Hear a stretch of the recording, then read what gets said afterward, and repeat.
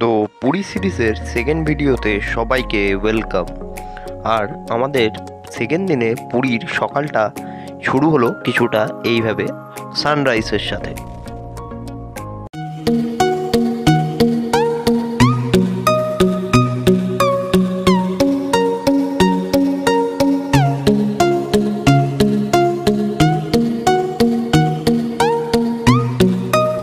দ্বিতীয় দিনে আমাদের পুরীর প্ল্যানটা বেশ হালকাই ছিল, তাই সকাল সকাল চনমনে মোড়ে উঠে পড়লাম আর চলে গেলাম একটা সানসেট দেখতে। ওখানে গিয়ে অ্যাজ ইউজুয়াল প্রচণ্ড ভিড় ছিল আর প্রচুর লোকজন তখন স্নানও করতে আসছিল।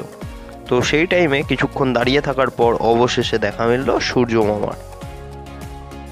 এরপর সমুদ্রের ধারে আরও কিছুটা সময় কাটিয়ে চলে এলাম আমাদের হোটেলে, আর সেখানেই ব্রেকফাস্ট সেরে নিয়ে চটপট বেরিয়ে পড়লাম ফ্রেশ হয়ে আমাদের ডেস্টিনেশনের উদ্দেশ্যে।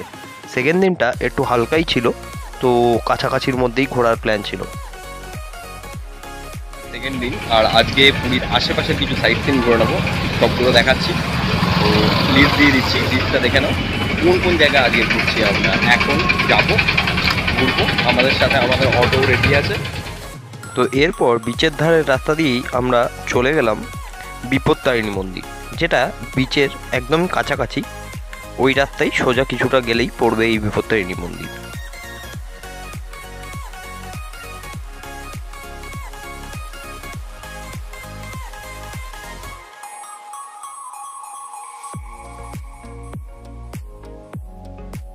এসে গেছি প্রথম স্পট, পুরী বিপত্তারিণী চণ্ডীবাড়ি, সেখানটা দেখবো। তো আনফর্চুনেটলি আমরা যে টাইমে গেছিলাম সেই টাইমে মন্দির বন্ধ হয়ে গেছিলো কিছুক্ষণের জন্য, তো চলে গেলাম আমাদের পরবর্তী ডেস্টিনেশনে।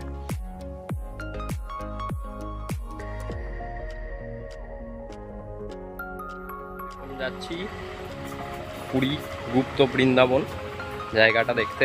জঙ্গলের মাঝখান দিয়ে রাস্তা, সেই রাস্তার মধ্যে দিয়ে যেতে হয়। এইখানে অবধি অটো আসে, তো আমরা অটো করে এসে নেমে এখান থেকে কিছুটা যাব হেঁটে, তারপর হচ্ছে সেই জায়গাটা আছে গুপ্ত বৃন্দাবন।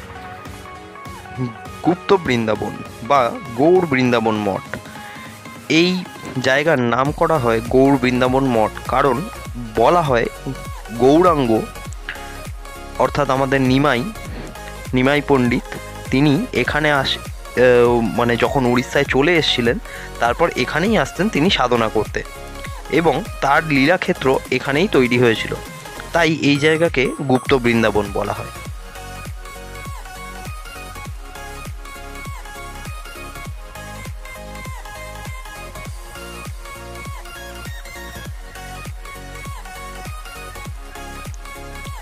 এই গুপ্ত বৃন্দাবনটি ঘুরে দেখলে চারিদিকে দেখা যাবে শ্রী গৌরাঙ্গের লীলাক্ষেত্রের বিভিন্ন সময়ের ছবি ও মূর্তি তৈরি করা আছে।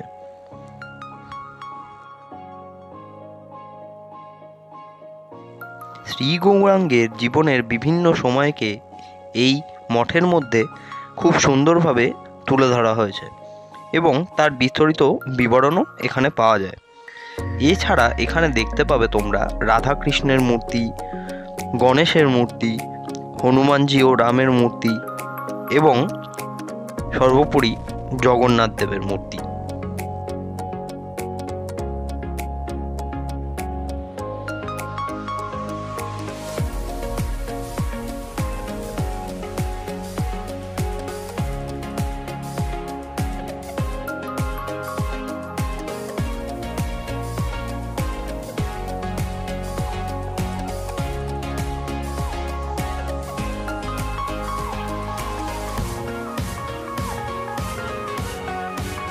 এছাড়াও সমুদ্র মন্থন ও শ্রীকৃষ্ণের জীবনের বিভিন্ন সময়ের চিত্র এখানে দেখতে পাওয়া যায়।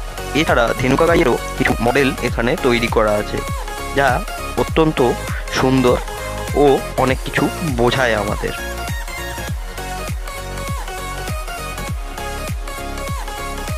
ওমকারেশ্বর শিবজির মন্দিরে এবার এই জায়গাটা ঘুরে নেবো। এটা হচ্ছে আজকের দিনের থার্ড স্পট। তো চলো দেখা যাক জায়গাটা কেমন।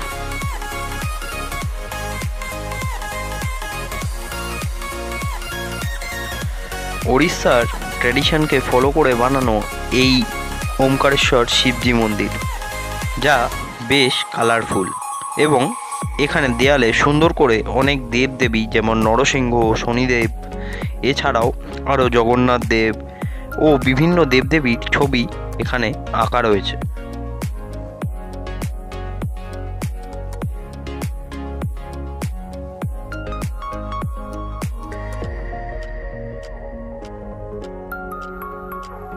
এই মন্দিরের মধ্যে রয়েছে মহাদেব, আমাদের ত্রিলোকেশ্বর ভোলানাথ, এবং এছাড়া নরসিংহদেব রয়েছে, জগন্নাথ, বলরাম, সুভদ্রা জি রয়েছেন। তাছাড়া আরও বেশ কিছু দেবদেবীর বিগ্রহ রয়েছে এই মন্দিরে। এছাড়া এই মন্দিরে আসার আরও একটি আকর্ষণীয় কারণ রয়েছে, যা খুব শিগগিরই তোমরা ভিডিওতে দেখতে পাবে।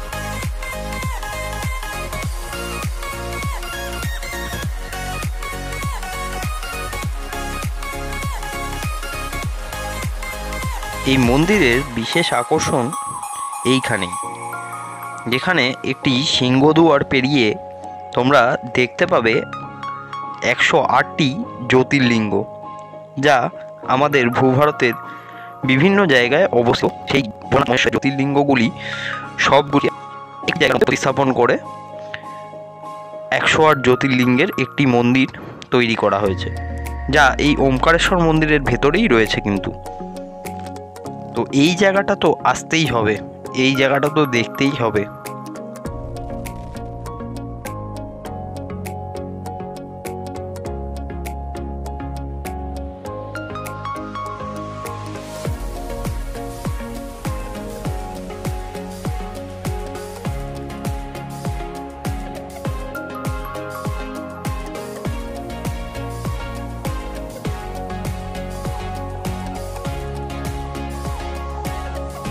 তো এইখানে 108টি জ্যোতির্লিঙ্গ দেখতে দেখতে আমরা নিজেরাও ভাবছিলাম যে কত কি আছে দেখার মতো। এখানে বেশ কিছুটা সময় নিয়ে খুব খিদে পেয়ে গেছিলো, খেয়ে দিয়ে চলে গেলাম পরের ডেস্টিনেশনে। পিসির বাড়ি, অর্থাৎ জগন্নাথ দেবের পিসির বাড়ি, যেখানে চন্দন সরোবর রয়েছে, অর্থাৎ নরেন্দ্র ট্যাঙ্ক নামকরণ করা হয়েছে। এইখানেই হচ্ছে চন্দন যাত্রা হয়, মানে আমাদের রথযাত্রা অনুষ্ঠান হয়, তখন হচ্ছে এখানে চন্দন যাত্রা হয়। তো সেই জায়গাটায় এসে গেছি, এবার ভেতরে ঢুকে দেখবো।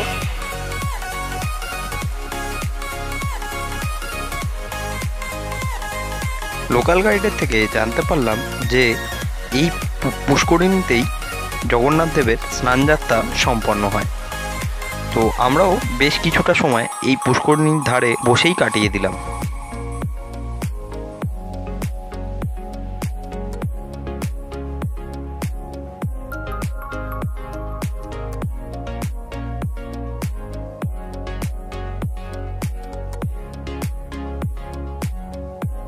আর এরপর রওনা হলাম আমাদের পরবর্তী গন্তব্যস্থলের উদ্দেশ্যে। আমাদের পরবর্তী ডেস্টিনেশন ছিল এই বুদ্ধ মন্দিরটি, যেটি পুরী ট্রেন স্টেশন থেকে স্বর্গদ্বার দিকে যাওয়ার সময় ডান দিকে পড়ে। অ্যাজ ইউজুয়াল এই মনেস্ট্রির পরিবেশ বেশ শান্ত ছিল, এবং এখানে একটি আর্ট ক্রাফটেরও দোকান আছে।